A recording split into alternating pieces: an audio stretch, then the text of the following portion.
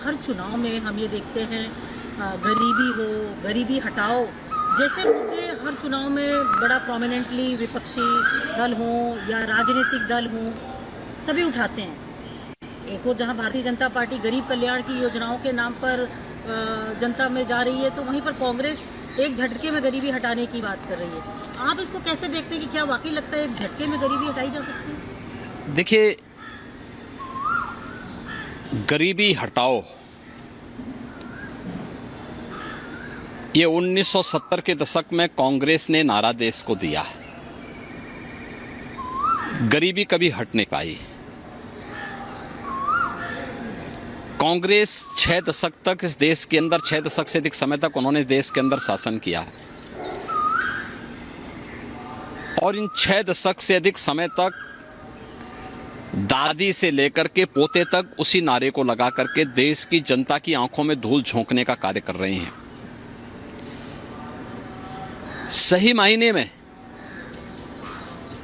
अगर देखा जाए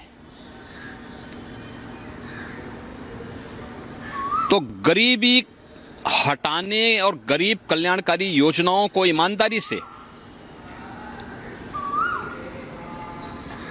प्रत्येक तबके को चेहरा देख करके नहीं,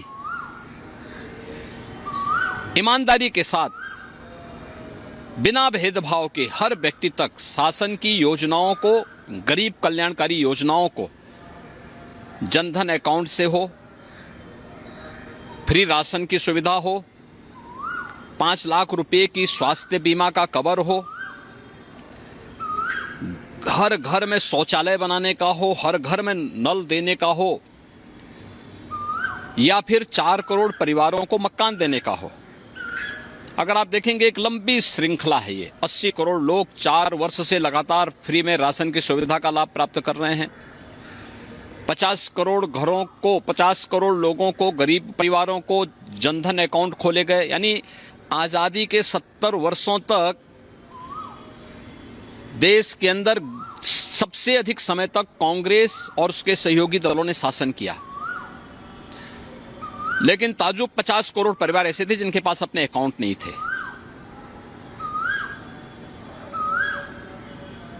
चार करोड़ से अधिक परिवार ऐसे थे जिनके पास अपना आवास नहीं था। 60 करोड़ परिवार ऐसे थे जिनके पास उपचार के लिए संसाधन नहीं थे, दवा के लिए पैसा नहीं था। 2.5 करोड़ परिवार ऐसे थे जिनके घर में बिजली नहीं जल पाई थी आजादी के बाद भी। 10 करोड़ से अधिक परिवार ऐसे थे जिनके पास रसोई का गैस के कनेक्शन नहीं थे। इतने लोग अगर कांग्रेस के कुशासन के कारण देश के अंदर वंचित थे तो इसका दोषी कोई और नहीं, कांग्रेस और उसके साथ के सहयोगी हैं, उसके पार्टनर हैं, जिन्होंने देश की जनता जनार्दन को बदहाल रखा, नारा देते रहे। और इनके समय में जब कांग्रेस का ये परिवार सुपर पीएम बना हुआ था, डॉक्टर मनमोहन सिंह जी देश के प्रधानमंत्री थे। उन्होंने किसके इशारे पर कहा था कि देश के संसाधनों पर पहला अधिकार मुसलमानों का है।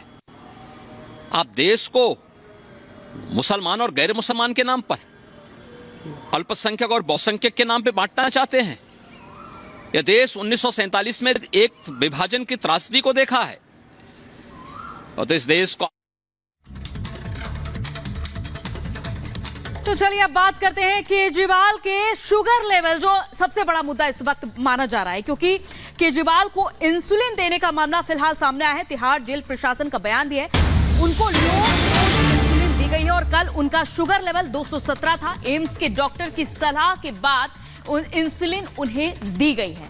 तो शुगर लेवल उनका सबसे बड़ा मुद्दा अब देश का बन गया है और इस बारे में यह कहा जा रहा था अभी तक आम आदमी पार्टी की ओर से कि उन्हें इंसुलिन नहीं दी जा रही है, लेकिन अब जो खबर सामने आ रही है उसमें बताया जा रहा है कि कल उनका शुगर लेवल 217 था और एम्स डॉक्टर के कहने के बाद उन्हें इंसुलिन दी गई है। शुगर लेवल 200 पार हो गया था और इसके बाद उन्हें इंसुलिन दे दी गई है। तिहाड़ जेल प्रशासन की ओर से फिलहाल ये बयान सामने आता है और सीधे ग्राउंड जीरो का रुख करेंगे। जतिन हमारे साथ जुड़ गए हैं, उनके पास चलते हैं। जतिन, देखिए किस तरीके से तिहाड़ डीजी ने भी क्लियर कर दिया है कि अच्छी मेडिकल की टीम होती है वहां पर, और मेडिकल जो डॉक्टर्स हैं उनसे सलाह लेने के बाद ही ये किया जाता है, इंसुलिन दिया गया। आज बिल्कुल तिहाड़ एडमिनिस्ट्रेशन का साफ तौर पर कहना है कि तिहाड़ जेल के अंदर तकरीबन 90 डॉक्टर्स की टीम है, जिसमें 150 नर्सिंग स्टाफ भी है। लेकिन जो जानकारी मिल रही है कि अरविंद केजरीवाल का कल जो शुगर लेवल था वो 217 तक पहुंचा था, जिसके बाद डॉक्टरों ने ये डिसाइड किया कि लो डोज की 2 यूनिट अरविंद केजरीवाल को इंसुलिन की दी जानी चाहिए, और यही वजह थी कि कल अरविंद केजरीवाल को इंसुलिन दिया गया है। हालांकि आम आदमी पार्टी की तरफ से भी जानकारी सामने आ रही है। आम आदमी पार्टी का दावा है कि अरविंद केजरीवाल का जो कल शुगर लेवल था वो 300 पार हो गया, लेकिन तिहाड़ एडमिनिस्ट्रेशन की तरफ से जो स्टेटमेंट सामने आया उसमें इतना बिल्कुल बोला गया कि 200 पार अरविंद केजरीवाल का शुगर लेवल था। एग्जैक्ट नंबर 217 था, जिसके बाद डॉक्टरों से कंसल्ट किया गया। हालांकि जो शुगर लेवल था वो ओरल मेडिसिन के द्वारा भी कंट्रोल किया जा सकता था, लेकिन पिछले दिनों में जिस तरीके से अरविंद केजरीवाल की मेडिकल रिपोर्ट थी तो डॉक्टर ने सजेस्ट किया कि 2 यूनिट बिल्कुल बड़ी बात यही है जतिन कि जो रिपोर्ट थी, और कल बिल्कुल जो रिपोर्ट थी उसके बाद डॉक्टर्स ने सजेस्ट किया है। वापस लौटेंगे आपके पास, इसी बीच आपको बता दें रिपब्लिक भारत से बोले हैं तिहाड़ डीजी संजय बेनीवाल। डॉक्टर के निर्णय पर इंसुलिन का फैसला लिया गया। शुगर मरीजों का ब्लड टेस्ट होता है, जेल के अंदर सीनियर डॉक्टर होते हैं, जरूरत पर एम्स से आते हैं डॉक्टर्स। तो ये बड़ी खबर आपको बता दें, दिल्ली सरकार के 90 डॉक्टर, 150 नर्सिंग स्टाफ और केमिस्टोर हैं। तो ये बड़ी खबर, आइए सुनते हैं क्या कहा उन्होंने। उनकी स्वास्थ्य को लेके मतलब क्या कहना चाहेंगे कि उनकी तबीयत जो है बिगड़ रही है, ऐसा परिवार वालों ने आरोप लगाया, और आपकी तरफ से क्या? देखिए, मैं व्यक्ति विशेष के विषय में बात नहीं करता। हमसे माननीय न्यायालय ने हमसे इस विषय पे एक रिपोर्ट मांगी थी जो उन्हें सबमिट की जा चुकी है, और उस पे माननीय न्यायालय ने अपना निर्णय सुना दिया है, जो आप सब लोगों ने सुना है। So let us accept it that. Sir, ये भी कहा जा रहा है कि जो इंसुलिन है उनको नहीं दी जा रही है, उनको खाने पे समय जो है खाना समय पे नहीं दिया जा रहा है, जो मेडिसिन वो भी नहीं मिल रही है। इस पे सर आपका क्या कहना है? देखिए, हर इनमेट को खाना जिनका हमारे यहाँ बनता है उनको एक समय निश्चित पे दिया जाता है, क्योंकि आप सोचिए 20,000 लोगों को खाना ले जाके उनके जहाँ वो रहते हैं वहाँ तक डिस्ट्रीब्यूट करने में समय लगता है। इन